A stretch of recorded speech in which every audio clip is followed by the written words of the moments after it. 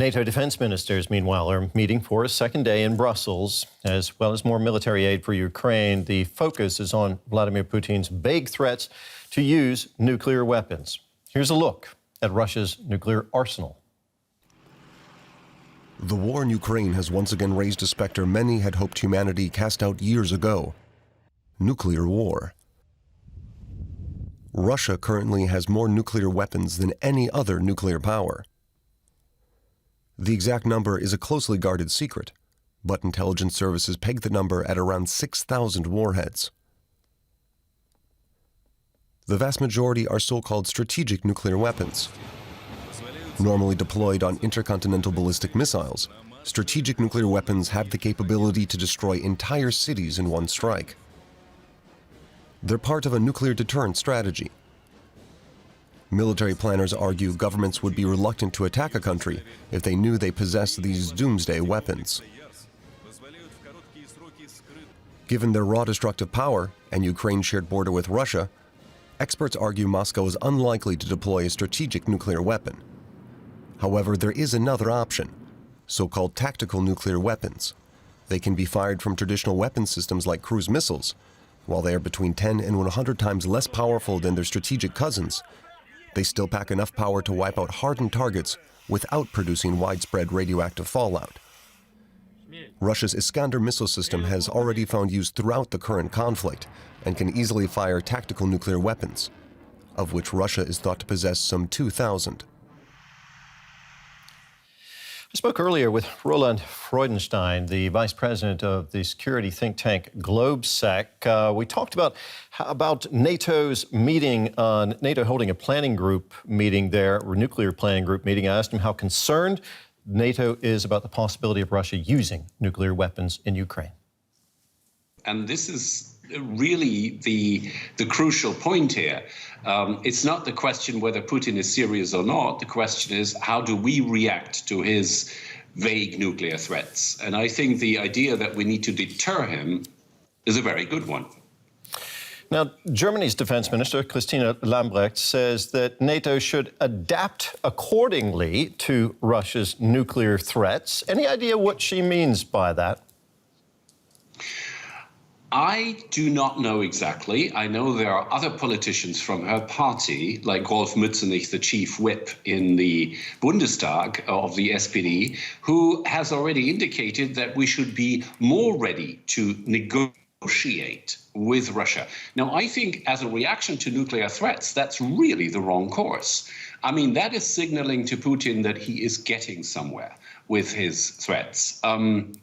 If she, the minister, had in mind that we should adapt our tactics and talk to each other to coordinate how to react to nuclear threats and the possible use of nuclear weapons, she has my full support, and I think then she is right. Russia is due to hold its nuclear exercises soon, possibly at the same time that NATO is doing exactly that. Is there a risk in this situation, Roland, that the other side's intentions will be misread? Is there a risk of miscalculation here? That risk is extremely low because during the Cold War, the US and the Soviet Union have established channels of communication which still exist between the militaries and also between the political leaderships. So there is the so-called hotline between Washington and Moscow, and I do not see a significant risk of unintentional escalation here. Now, Germany and 14 other countries have agreed on plans for a better European air defense system. What can you tell us about that, Roland? Well, the sad fact is that basically for the last 20 years, since 2002, NATO armed forces have concentrated on a different kind of threat, more from transnational terrorist organizations, and those organizations do not possess jet planes. So air defense was neglected, painfully neglected, during most of that time. After 2014, with Crimea and Donbass and the increasing Russian threats of a return to militarized imperialism, I think there has been, to a certain degree, a turnaround in NATO policy, but that still has to take shape. So at the moment, NATO air defenses are underdeveloped, and we have to shape up pretty quickly. Okay, so they're making up for that deficit. NATO countries, Roland, have been giving a lot of their military hardware to Ukraine. Could this be making the alliance itself more vulnerable? No. Every tank given to Ukraine improves our security. Also, a Leopard 2 tank from Germany is worth many times more on the battlefield in Ukraine than in some kind of military depot in a German garrison. So, actually providing weapons to Ukraine increases our security because it means that the Russian military threat to us will also diminish. Roland, thank you very much for talking with us. That was Roland Freudenstein, Vice President of the think tank GlobeSec.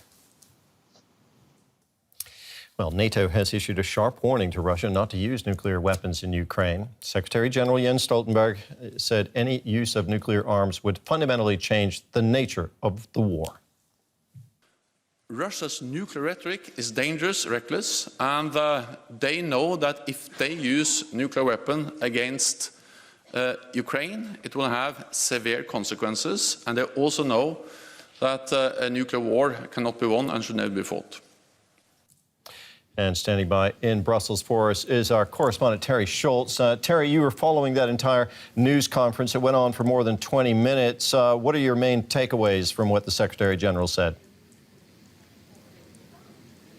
Certainly today, a lot of the focus was on this question of nuclear rhetoric coming out of the Kremlin.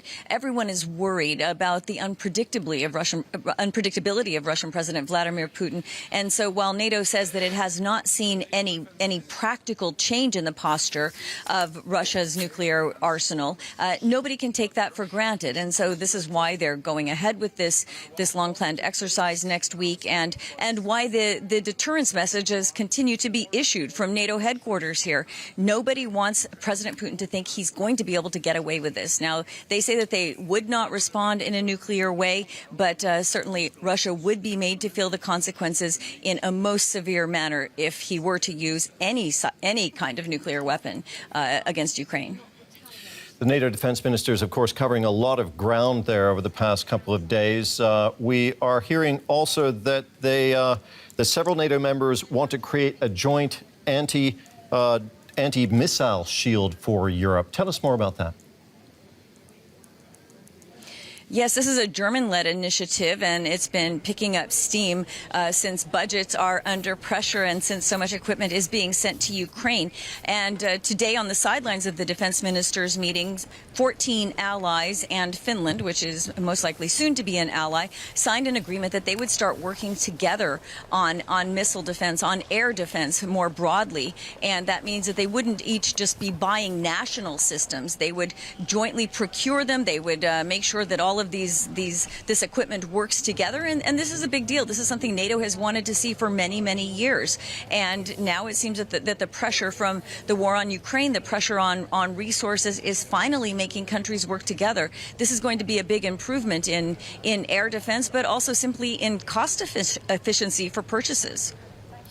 Now, NATO carries out nuclear exercises, readiness exercises every year, and they're going to go ahead with theirs this year, despite the war in Ukraine. Terry, is there a risk that Russia could see that as a provocation? Russia tends to describe everything NATO does as a provocation, so I don't think that's going to deter anyone in NATO from carrying out these exercises. In fact, everyone that I've spoken with says that if we were to even think about canceling this exercise, that would send the message that bullying works, that this nuclear saber-rattling works, and it would, in fact, even empower the Kremlin to think about using nuclear weapons, because they would see that Western allies are backing down. So I'm told that there was never any consideration about calling off the exercise this year.